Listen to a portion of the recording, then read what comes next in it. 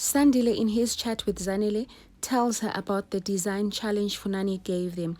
He mentions how much he wants to win it.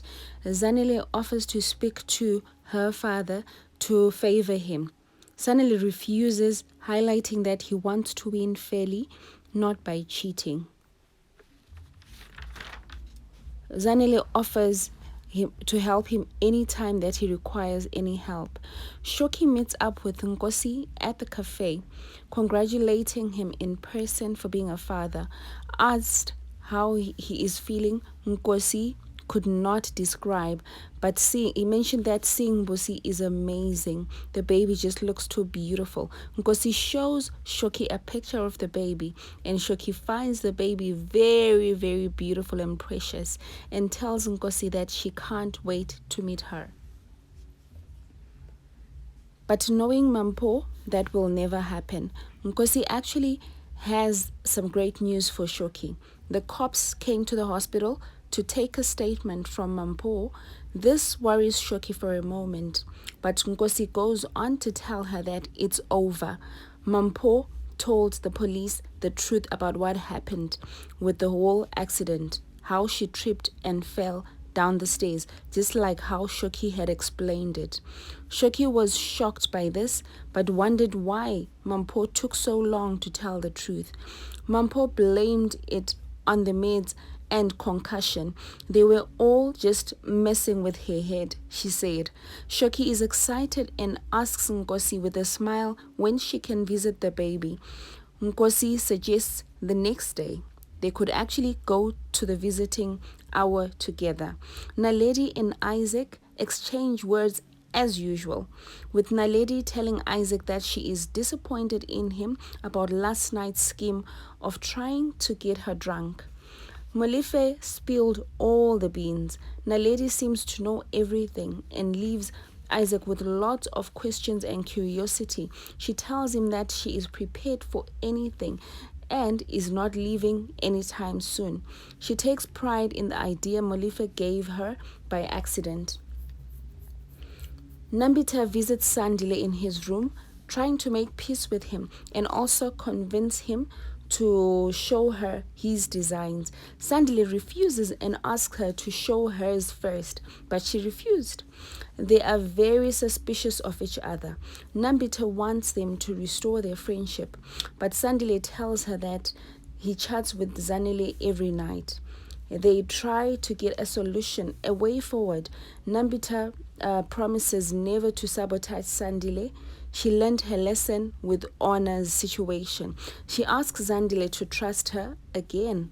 They agree to play fair with each other for the sake of their friendship, and they seal the deal with a strong handshake.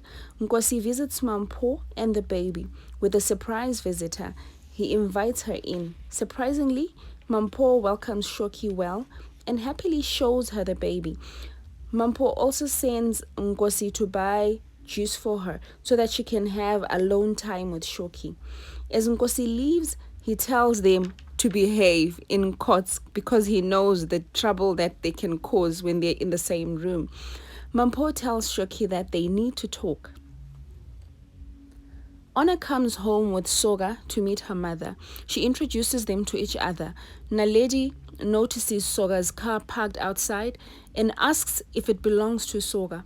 She gets excited by this even though the car is quite old and suggests that they go to Rosebank since the car can move.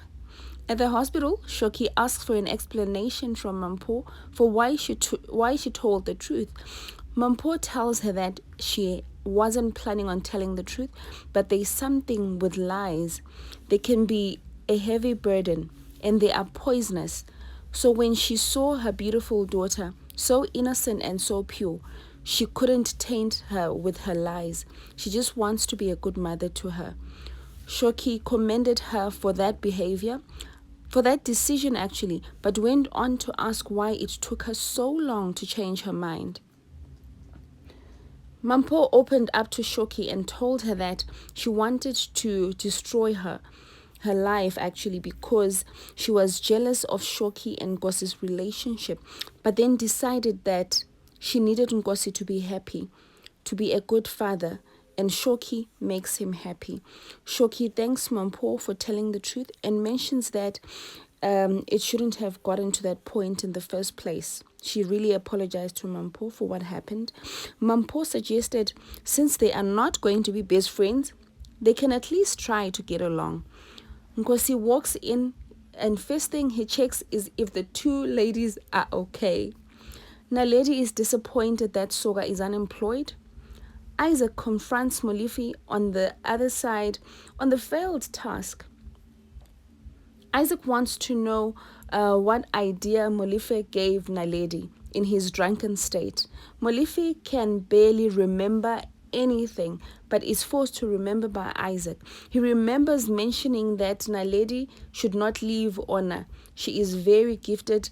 Naledi can invest in her talent and make money through Ona's designs.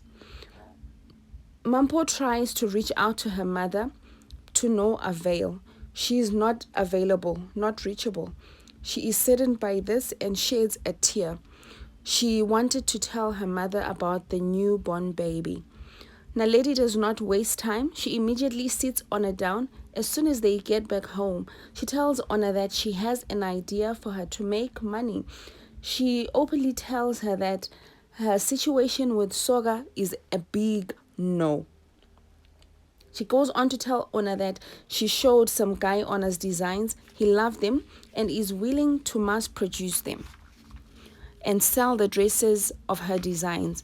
He will pay Ona for every sketch and she will get a cut for every dress he sells. Ona doesn't understand the term mass produce. Is it to make her designs cheap? Because Ona makes designer dresses.